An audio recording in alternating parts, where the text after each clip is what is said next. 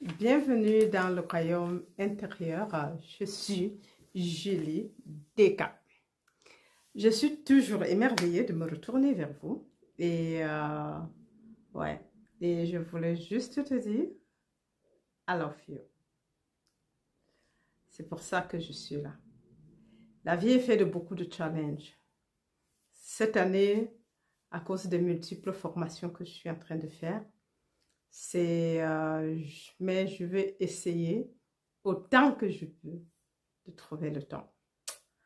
Nous avons commencé l'étude des principes spirituels que chaque étudiant de la voie infinie devrait connaître.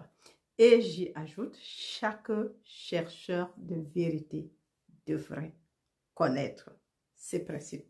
Ce sont des principes fondamentaux pour le fondement de l'évolution spirituelle, de la dépendance de l'esprit, en fait, de la sortie du karma. Et voilà. Donc, nous, on s'est arrêté l'épisode dernier sur qu'est-ce que la conscience spirituelle. Et on a vu que la conscience spirituelle est cette conscience qui dépendait complètement de Dieu. La conscience spirituelle est notre conscience quand nous ne sommes pas dépendants des formes. Quand nous dépendons seulement de Dieu et de ce qu'on ne voit pas. Ce qu'on appelle encore communément la foi. Et c'est pour cela, si on développe cette conscience spirituelle, nous devons savoir que Dieu pourvoit à tout. Il est là avant que nous ne soyons. Dieu est tout ce dont tu as besoin. Et je crois qu'il y a un des principes qui va dire tout ce que nous pouvons manifester, c'est Dieu. Parce que si Dieu est la substance de toute forme, et si Dieu est l'unique réalité, alors, et Dieu est le principe créateur. Alors, si nous devrions en réalité chercher quelque chose, manifester quelque chose, qu'est-ce que ce serait? N'est-ce pas Dieu? Puisque c'est lui, il est le seul. Et s'il a tout créé par lui-même, nous ne devons rien créer d'autre ou bien manifester d'autre que Dieu. Parce que tout ce qu'on manifeste, c'est Dieu qui en est la substance. Car il y a un des principes, c'est dans la voie infinie que Dieu est substance de toute forme. Je crois que c'est même le titre d'un livre. Dieu, substance de toute forme. Nous comprenons donc que c'est pour ça que si on développe la conscience, c'est de commencer à comprendre, à laisser la dualité, à laisser les formes, à laisser la création et nous retourner vers le Créateur, manifester le Créateur, manifester la cause, en fait, de toute chose. C'est ça. Alors, donc, et c'est pour ça que s'il t'envoie et que tu lui fais confiance et que tu sais qu'il est l'unique réalité et que tu sais qu'il est fidèle et que tu sais que c'est par la grâce que nous vivons, bien sûr que cette grâce est notre suffisance en toutes choses. Celui que tu sais que s'il t'envoie, il pourvoit. Il ne peut pas envoyer sans pourvoir. Et c'est pour cette raison que nous devons nous converger, lui faire confiance. Mais tu ne peux pas faire confiance à quelqu'un que tu ne connais pas. Donc c'est pour cela. Et si on ne lui fait pas confiance, c'est parce qu'on ne le connaît pas. Et c'est la raison pour laquelle nous sommes ici. La méditation est un des liens, meilleurs moyens pour la connexion. Et ça, c'est ce qu'on a dit. Donc, voilà. La conscience spirituelle, il faut vraiment la développer. Et on a vu comment dans le dernier épisode, et c'était expliqué. On va juste continuer aujourd'hui. Et je lis, si c'est nécessaire, je vais expliquer. Mais il y aura la version sans explication, juste la lecture qui sera publiée. Soit toutes les, je ne sais pas encore, ben, je verrai si c'est tous ces principes en une fois ou peut-être en 2 fois quand même. Donc, on aurait la possibilité de les écouter tout simplement. Alors, donc, je commence et je vais lire, mon amour. Ainsi, si vous saviez avec confiance que là où je suis, Dieu est, et qu'il me suffit de savoir cela, vous auriez atteint l'altitude ou un des sommets de la conscience spirituelle. Quand vous ne craignez plus une personne ou une condition, dans la réalisation que votre vie est entièrement gouvernée par l'infini invisible, pas par l'homme dont le souffle est dans les narines, qui ne peut ni vous bénir, ni vous nuire. Et que les tenants et aboutissants de notre propre vie sont tous contenus dans l'infini invisible.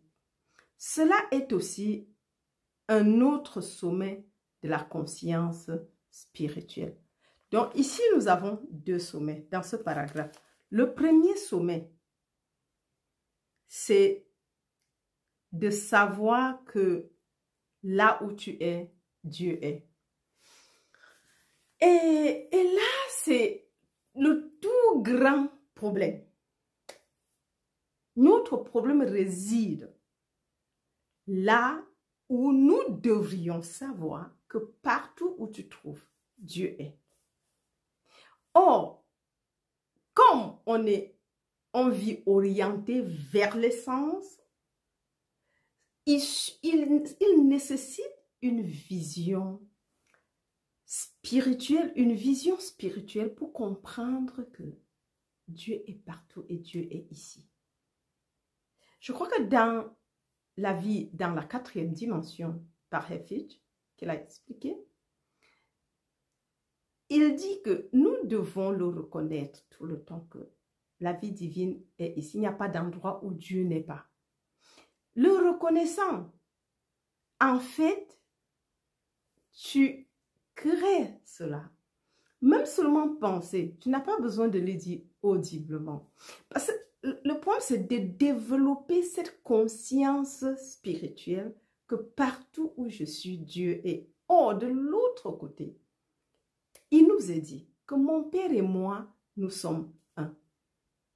Vous êtes des sceptres, je suis le sceptre et vous êtes des sarments. Si Dieu est le sceptre et que je suis le sarment, comment pourrais-je exister sans lui?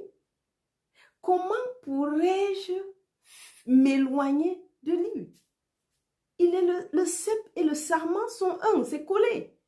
L'un n'y a pas l'un sans l'autre. Et il dit que vous êtes là pour porter des fruits.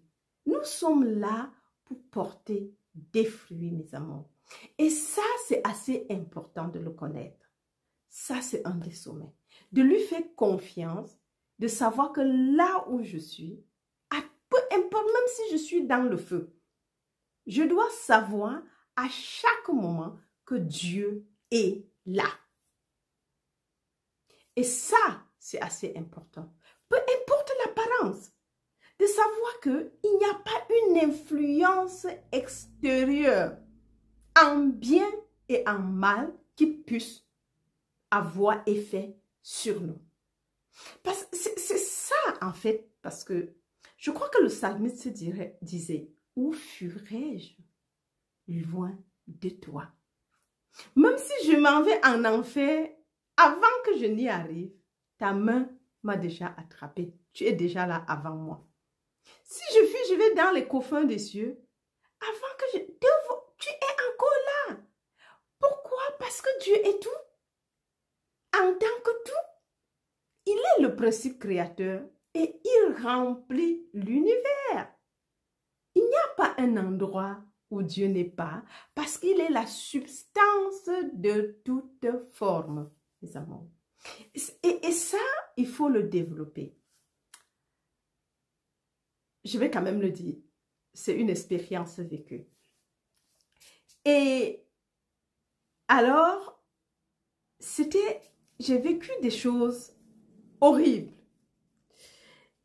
Et à un moment donné, j'étais plus consciente de ces choses, de cet état. C'est comme si j'attendais. Oh, j'oublie que je crée par mon ressenti, par mes pensées, par ce que je pense. Donc, nous devons, c'est pour ça que veillez sur vos pensées. L'homme est tel qu'il pense chaque jour.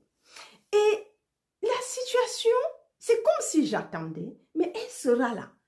Et c'était horrible, c'est comme si partout où je passais, il y avait des choses, des trucs, des présences en fait. Et j'étais plus enclin à écouter ça, à savoir que de me concentrer sur Dieu est substance de toute forme. Parce que s'il y a une forme, elle ne peut que venir de Dieu. Et c'est ça parce qu'en fait, je crois que je l'avais dit, et il dit toujours, c'est un enseignement, et c'est ni bien ni mauvais. It's neither good nor bad. C'est notre jugement en une situation qui lui donne son pouvoir. Si quelque chose, tu regardes une situation, si tu ne mets pas un jugement, ça n'aura aucun effet sur toi. Mais si tu vois la flamme, tu dis, ah, ça brûle. Mais bien sûr, ça va te brûler. Qui l'a défini? C'est les autres ou bien c'est toi-même qui as dit que ça brûle? Bien sûr, ça va te brûler parce que tu l'as dit, tu l'as accepté dans tes pensées. Nous avons une scène dans la Bible que on va dire que c'est des miracles.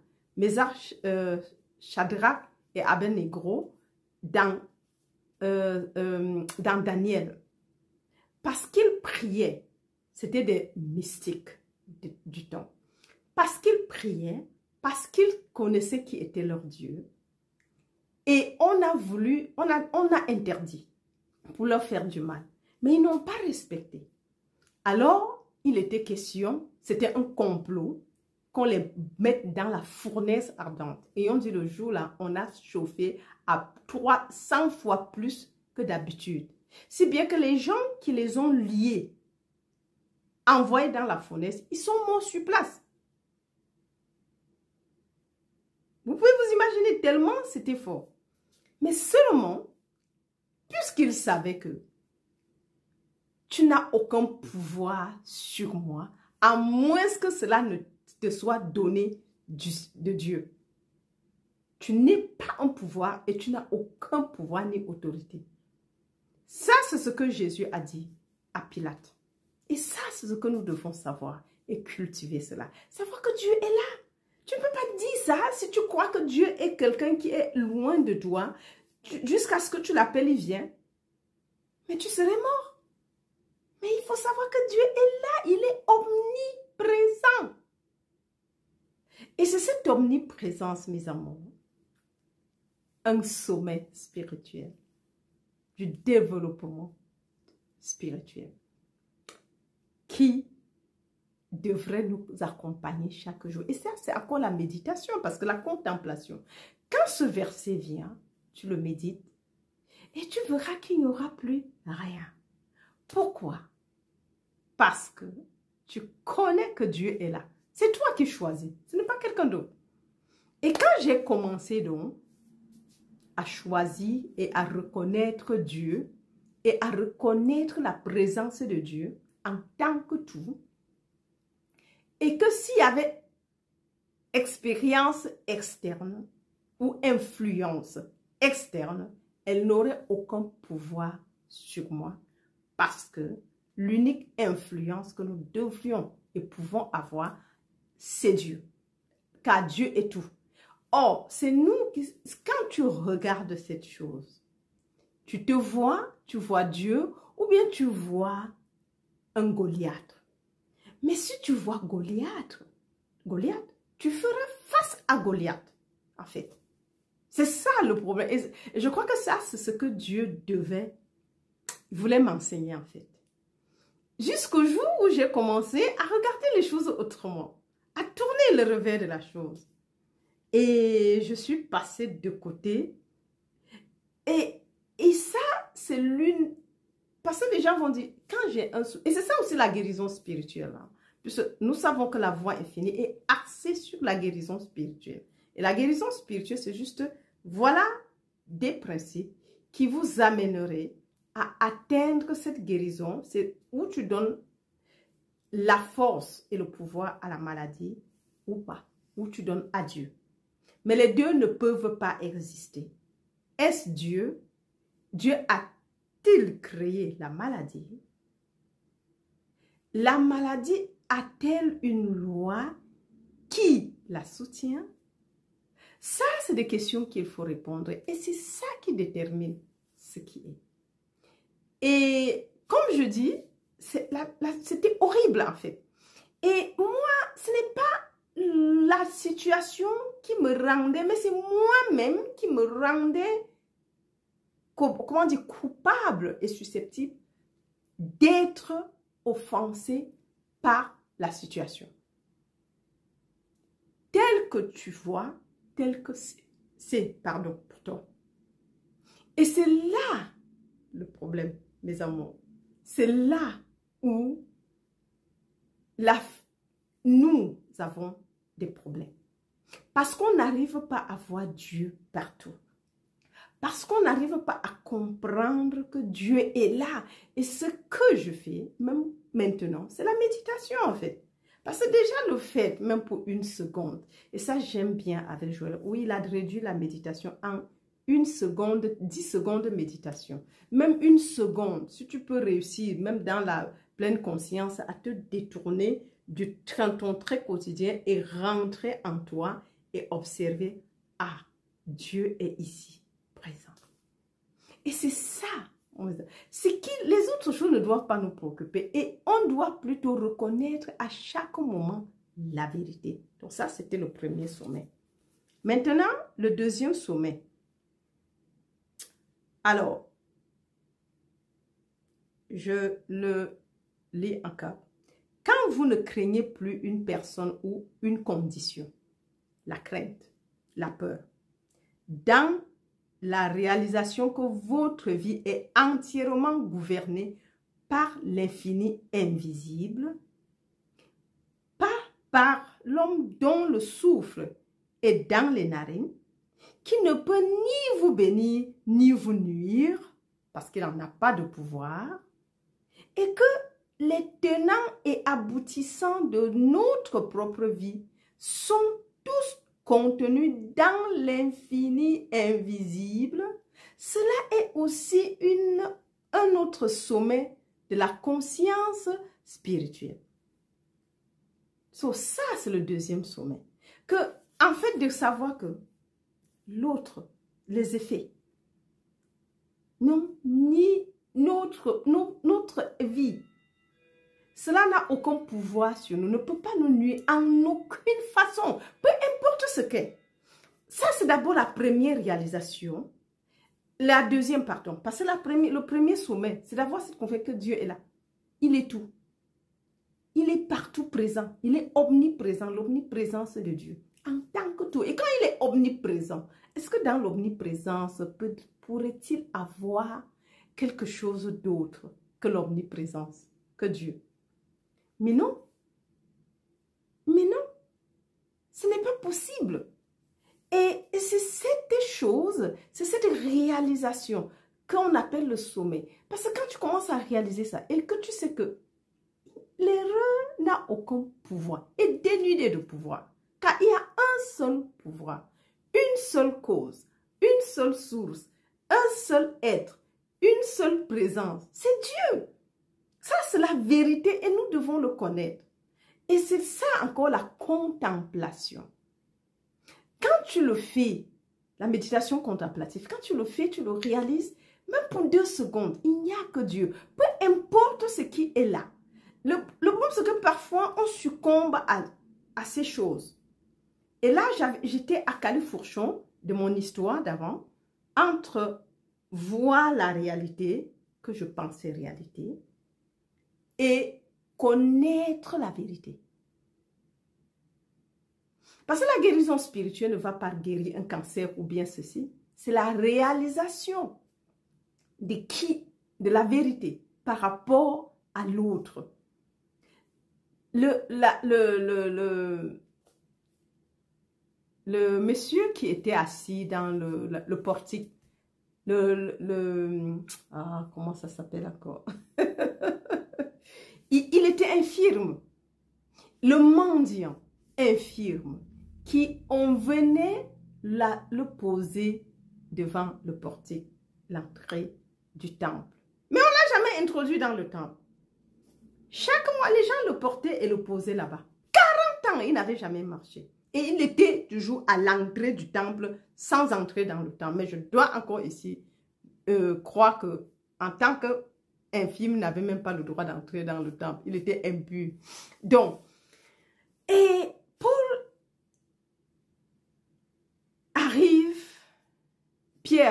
Pierre arrive.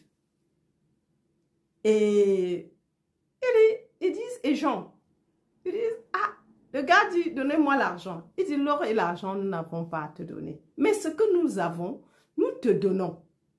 Lève-toi et marche. Ils l'ont tiré et le monsieur, il a sauté sur ses pieds et commencé à danser. C'est là où, pour la première fois depuis 40 ans, il pouvait entrer dans le temple. Nous voyons que, en fait, la guérison spirituelle ne vient pas, ce n'est pas la magie. C'est la compréhension des lois de Dieu. C'est s'élever en conscience. Ce soir, par exemple, nous avons déjà vu 2 sommets. Le premier sommet, c'est de réaliser que Dieu est là. Et que partout où tu vas, Dieu est. C'est de savoir que,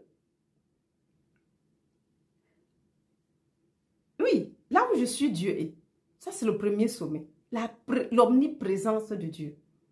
Et le deuxième maintenant, c'est de savoir la nature de l'erreur. Que l'erreur n'est pas un pouvoir.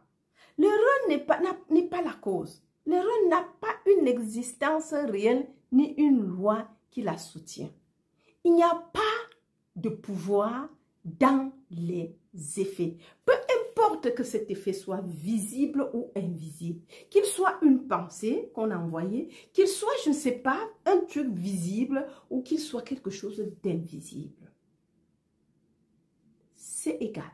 Il n'y a pas l'effet, c'est l'effet et il n'y a pas de pouvoir dans l'effet. Ça doit être partout où nous partons. Ça doit nous accompagner. Savoir que le Père est le sceptre et je suis le sarment et nous sommes un. Car le sarment pousse sur le sceptre. Et s'il est découpé, il est comme séché et il tombe. Il ne portera pas de fruits. Oh, le Père veut que nous portions des fruits, mes amours. Et c'est pour ça que nous devons rester collés au sceptre. Et savoir que nous sommes collés. Savoir qu'il n'y a pas nous et lui. Mais il n'y a que lui en tant que nous manifestés. Vous savez, ça fait une différence. Il y a lui et moi. Non.